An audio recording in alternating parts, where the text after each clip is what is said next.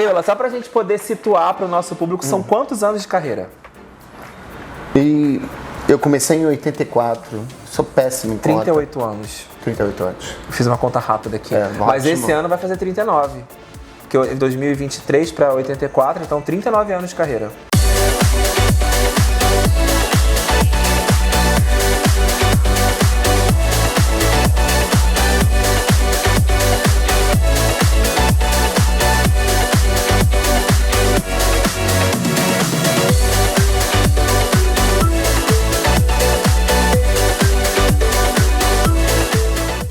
O boêmio, para toda uma geração, não é uma referência, porque, logicamente, o boêmio já não existe há muitos anos.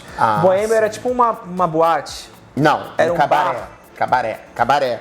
Assim, bem... O que é um cabaré? Explica na sua concepção o que é um cabaré. Não tinha nenhuma iluminação de boate. Era um sobrado, né, com uma escada, não tinha palco, o show era na escada. A parte de cima tinha um camarim e várias cadeiras onde todo mundo fazia sexo. Naquela época não se podia fazer nada na rua que você podia ser morta pela polícia, né? Não podia entrar dois homens juntos num motel? Na minha época não, era bem difícil. Tinha assim o hotel Pink Flamingo, ali a gente podia entrar. Tinha que saber que era num hotel certinho, pra não ter confusão. Naquela época, como eu falei no Fantástico, uma bicha falava pra outra, né? O boêmio, o cabaré, a Laura, ela tinha um quadro de giz, né? Antes dela subir, ela escrevia o nome de quem ia fazer show. Aí você passava na rua, você via lá, elenco, Eula Rochá, fulano de tal, fulano de tal. Sim, vou ver, porque hoje em dia os chamariz da boate são outras coisas. Naquela época era o show de transformista, né? E aí lá no Boêmio, você lembra de alguma história muito assim, nossa gente, vocês não vão acreditar que isso aconteceu comigo? Eu tava fazendo a música da New York, com a Shirley Bass, um concurso de Miss Brasil que tinha lá. E tinha uma bicha lá muito abusada que tava dublando junto comigo. Eu não sei o que aconteceu, que eu peguei a bengala que eu tava na mão e dei na cabeça da bicha. Eu tinha uma amiga minha que o cara tava dando a cantada nela, o marido dela tava lá, ela tirou o sapato, que o sapato italiano antigamente era ferro. Ela tacou o sapato na testa do cara. Assim, ainda grudou o sapato na testa dele. Abriu um rombinho lá. Um buraquinho, né? E você sempre foi conhecida como uma pessoa que tinha sempre um gênio muito forte. Para não dizer outros adjetivos positivos ou negativos. Você foi bem acolhida? Foi fácil você chegar na cena? Como é que foi nesse início dos anos 80? Realmente eu tenho um gênio muito forte. Mas aí você tem que ver que você foi criada numa época que era leão lutando com leão. Eu virei apresentadora muito cedo. A grande verdade é essa. Eu com 19 anos, eu acho, 19 ou 20, eu já era apresentadora da Encontros. Encontros, uma boate aqui em Copacabana, que era o babado de segunda a segunda, né? A Encontros era a casa que tinha mais show na época, era Encontros. Eu me lembro que as apresentadoras da casa era eu, Lorna, Lola e Sula. Eram as mais influentes naquela época, né? E aí, por exemplo, quando você disse que você era apresentadora, você era a pessoa responsável pelo show daquela noite, você escolhia o elenco, era assim? Sim, porque naquela época, assim, você tinha que montar o show, né? Então você que escolhia a pessoa, você que tinha que ver o público, você que divulgava de boca a boca. Porque tudo que acontece no show, a culpa é da apresentadora. Não sei se ainda é hoje assim, né? Eu acho que talvez a gente não fale apresentadora atualmente, mas da produtora da noite, né? Qual é o seu número que você, em 39 anos de carreira, diz que é o número que é a sua cara? Seu número A Gara Name, da Lena Horner. É uma música chamada Gara Name, que eu tinha um ataque epilético, me tremia toda. E eu fazia esse número, o boi me vinha abaixo. Ficou marcado, né? E Elza Soares também, que eu fiquei quase 10 anos fazendo Elza Soares na Alemanha, não aguentava mais, né? Gente, quando eu falo boate, não é as boates que vocês vê hoje em dia. Eram tudo muito, como é que é a palavra? Era muito trucado, improvisado, é isso aí, era tudo muito improvisado. Tipo assim, tinha a boate de Niterói, tinha uma boate de Niterói, que eu não vou falar o nome, a parede era pintada de preto, era uma casa com a parede pintada de preto. Isso era boate. Lorna Washington, se quer fazer a casa ser gay, é só pintar a parede de preto e chamar os viados que eles aparecem. Sim, era bem por aí. Então, tipo assim, tinha coisa que acontecia que era uma loucura. É muito engraçado, porque todas as vezes que a gente conversa com as drag queens que têm muito mais tempo de carreira que a galera, né, da temporada atual, sempre a galera fala do Boêmio como uma referência, como um lugar que todo mundo, tipo, curtia, queria fazer show. E você está explicando que era improvisado, não tinha palco, o show era na escada. E mesmo assim marcou toda uma geração. E 90% de quem fazia show no Boêmio eram todas maravilhosas. Todas eram muito boas. Quem estiver assistindo aí e tiver a minha idade vai concordar comigo. Elas eram maravilhosas. Eu tô assistindo com esse seu sorrisinho que muita gente que não fazia show no Boêmio é porque não conseguiu. Não chegou. Teve muita gente que queria e não conseguiu, né? Não era maravilhosa, né? Não era maravilhosa, gata. Desculpa, você que tá aí, mas você não era. Eu não vou lembrar todas, né, gente? Eu lembro as que eram mais amigas, né? Na época, né? Então, eu sou mais velha do que a Rose, né? O pessoal vai lembrar disso. Que a Rose, ela fazia... Ela estava na buzina da Laura, porque tinha domingo, era a buzina, era a Porta da Esperança, uma coisa assim, né? E aí a Rose fez, né, o número do dentista, que era um número que o cara ficava deitado, igual um dentista. E ela arrancava o dente, aí ela batia na cabeça do cara, e o martelo explodia. Então ela ganhou, e aí naquela época a gente puxou ela para fazer sótão na Galeria Alasca. Na época, na Encontros, tinha o gerente era muito... linha dura, né? Tipo general, né? O Ferreira. O pessoal lembrava muito dele, mas ele era maravilhoso. E tudo funcionava com ele. Era incrível, cara. E era hétero. Ele queria montar um negócio diferente, aí chamou na época o Mário, meu caso, né? E aí, Mário Rochá, que era meu caso, ficamos 9 anos casados, né? Aí ele montou um show tipo Chacrinha, que era a buzina. E na Encontros o show era a buzina. Não era a buzina da Eula, não era a buzina da Rose, não era a buzina de ninguém, era a buzina da Encontros. Olha as iniciantes da época, olha o peso.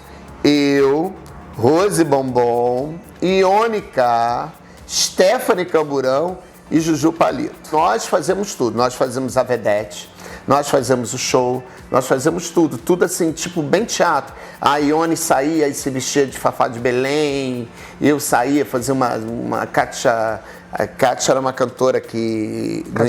Kátia Cega. E aí era muita coisa, que hoje em dia eu não posso mais fazer esse número, que aí vai virar como se eu estivesse debochando uma pessoa cega. Mas naquela época funcionava. E muito. O politicamente incorreto pautava quase todos os shows de antigamente, né? Sim, muito. Praticamente era tudo em cima disso, né? E aí esse show funcionou durante muito tempo, né? Foi muito legal, acho que a pessoa que lembra. Tanto é que tem a Rose refez ele na 1140 e tem imitações desse show até hoje. Tem gente que ainda faz. Acho que a Karina fez aqui também. A buzina que você tá falando. A buzina fez, sim, né?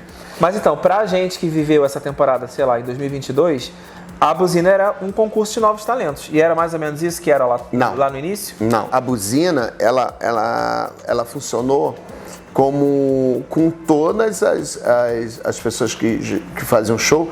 Nós já fazemos show, só que nós não éramos apresentadoras, né? Não falava no microfone. E na buzina todas tinham que falar no microfone. E todas já faziam show. Ninguém ali era novata. Mas todas estavam na temporada início de carreira ainda. Sim, todas elas. Tanto é que quando acabou a buzina, a Sula falou pro Ferreira, falou assim, olha, você não pode deixar elas ir embora. Você tem que segurar esse pessoal aqui, né?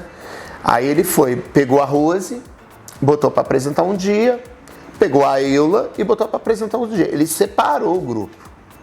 Então, a Ione, Juju e Stephanie, eles faziam show tanto com a Rose, tanto comigo, né? Com o tempo, a Encontros, eu acho que foi Encontros. Isso aí é uma coisa que eu ainda fico meio embaraçada. Não tinha show de homem pelado nas boates. Tinha o teatro com a Heloína, né? Os leopardos da Heloína.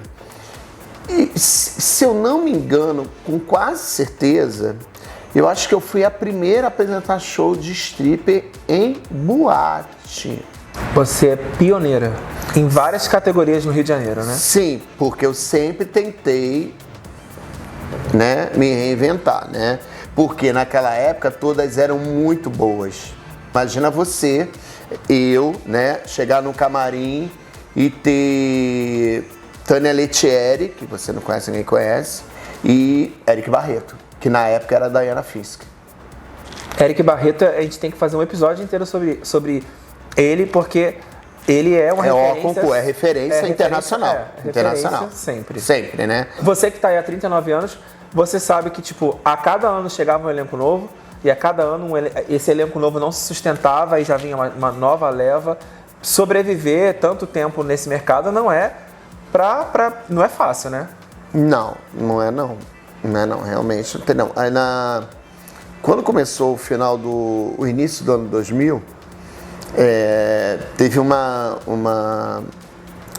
migração, né? Da galera da noite para outro tipo de trabalho. O pessoal começou a fazer outras coisas e sair do gueto. Né? O gueto era as boates, tá? Que não era boate, era gueto na época. Então, tipo assim, fazia um aniversário, né? Uma despedida de solteiro, começou a sair, né? Começou a sair. E eu acho que isso aí foi uma grande força que deu na época, né? E o Lula ganhou a eleição, então a coisa foi mudando, sabe? No ano 2000 começou a dar uma mudada para chegar onde a gente está hoje, né? Eu vim assim pronta para cá, né? Nos anos 80 eu jamais pegaria um táxi sozinha montado. Eu tinha medo do motorista me matar.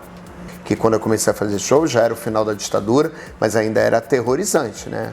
Era uma coisa assim de você ter muito medo mesmo, né? Você teve várias eras, né? Eu, por exemplo, te conheci no Cine Ideal. Eu não frequentei a Le Boy na época que você era, enfim, nem tinha idade ainda, mas eu te conheci como hostess do Cine Ideal. Eu era um leão, não era Ross, era o leão do Orlando. Você era o leão do Cine Ideal. E aí, mas antes disso tudo ainda, você já foi a estrelíssima da Le Boy. Sim!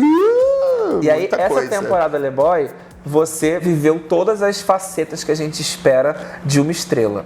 Desde, tipo assim, do glamour e do... Tipo, a derrota também. É isso que eu tô falando.